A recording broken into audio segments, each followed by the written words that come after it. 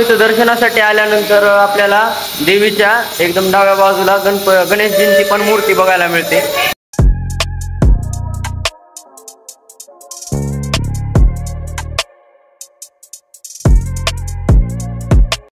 मित्रांनो आपण मंदिर मध्ये आलो, इथून पाठीमागे साईडनं हे बघा, सगळं डेकोरेट केलेलं आहे। आता इथं लाइटिंग वगैरे लावलेले आहेत, मला तर लय आवडते। मंदिर मध्ये येतं त्यासाठी की पूर्ण सगळं आपल्याला कसं आहे काय नाही दिसतंय। हे बघा किती बारीक नक्षीकाम पण केलंय इथे बघा, सगळे दगडाचं आहे मित्रांनो बघा, एकदम बारीक बारीक करून याला सगळं आकार केलेला आहे बघायला। आपण काल मल्हारांच्या पण मंदिर मध्ये गेलो होतो, तिथं पण अशाच स्वरूपाचं तिथं केलेलं होतं।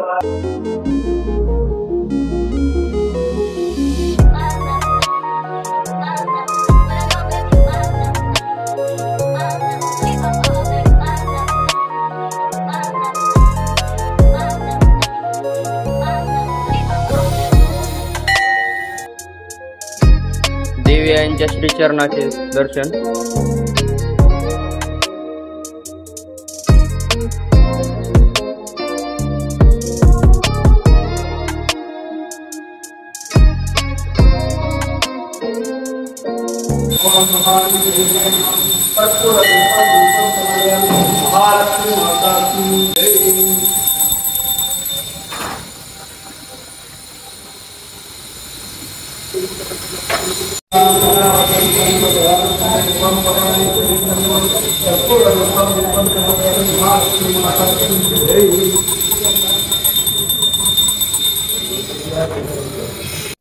तर मित्रांनो आपण आता बघितलं इथं कशा प्रकारे आरती वगैरे होते। आता आपण पुजारी काकांना थोडंसं बोलण्याचा प्रयत्न करूया, तिथली थोडीशी माहिती घेऊया, हे मंदिर कधीपासून बनवलेलं आहे वगैरे वगैरे, आणि इथं आरती किती वाजता होते, इथं भोग कधी कधी लागतात वगैरे वगैरे आपण पूर्ण माहिती घेणार आहे।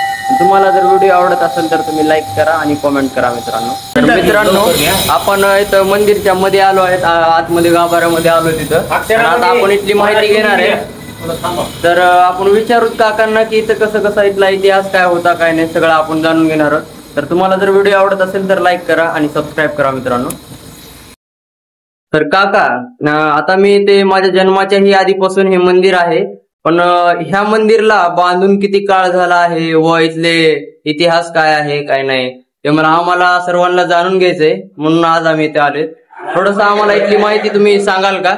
हो, पहिले थोडस छोटस मंदिर होतं हे। हा, परत सर्व मिळून आमच्या समाजातले सर्व प्रतिष्ठित व्यापारी लोक व्यापारी इथल्या लातूर मधले मार्केट मधले इतर समाजातले लोकांनी ही मिळून सर्व काम चालू केलं।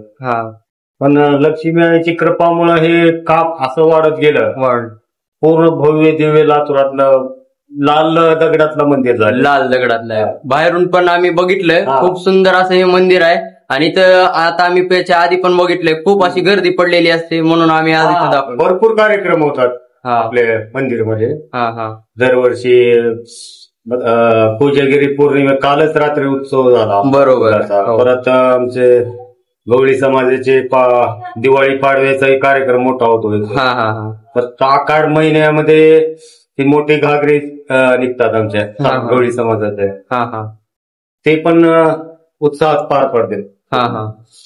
तर काका इथले मंदिरामध्ये आता प्रत्येक ठिकाणी वेगवेगळ्या सणावारांना भोग वगैरे असं लागत असतात, इथलं म्हणजे कसं कसं किती कधी भोग लागतात, काय असतं याची प्रथा काय काय?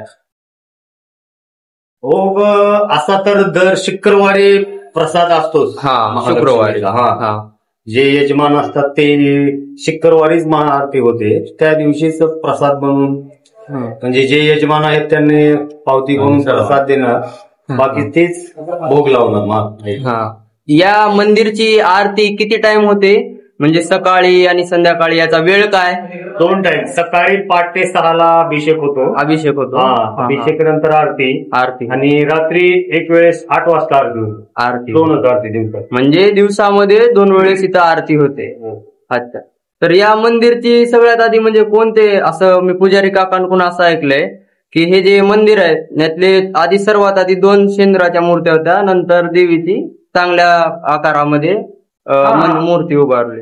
हे बहुतेक मला वाटतं आमचे ट्रस्टी आहेत ते काका, आणि कर्नाटक आंध्र प्रदेश मधून आलेली मूर्ती आहे. हा, आता हे जे आम्ही मेन गाभाऱ्यामध्ये ही जी मूर्ती बघतोय हे आणलेली आहे. हो.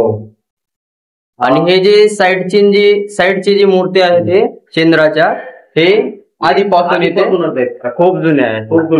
खूप जुन्या मूर्ती आहेत. चालते. धन्यवाद काका आम्हाला दिलेल्या माहितीबद्दल. तर मित्रांनो, आपल्याला इतकी माहिती तर मिळाली आहे. भरपूर असं मस्त असं हे मंदिर आहे. तुम्ही इथं नक्कीच व्हिजिट करू शकता. इथं जवळच बस स्टँड आहे. तुम्ही जर परगावहून इथे येत असाल आणि तुम्हाला जर मंदिरचे दर्शन घ्यायचे असतील तर सहज पॉसिबल आहे, कारण बस स्टँडवरून उतरल्यानंतर इथं डायरेक्ट गांधी चौक लागतं. तुम्ही इथं सहजासहजी येऊ शकता. आणि इथे भोग वगैरे शुक्रवारी लागतात, मन महाप्रसाद असतो. तर तुम्ही नक्कीच याचा पण आनंद घेऊ शकता मित्रांनो. चला तर मग आपण भेटूयात अशाच नेक्स्ट व्हिडिओमध्ये. तोपर्यंत बाय मित्रांनो. आमच्या चॅनल जर आवडला असेल तर लाईक करा आणि सबस्क्राईब करा.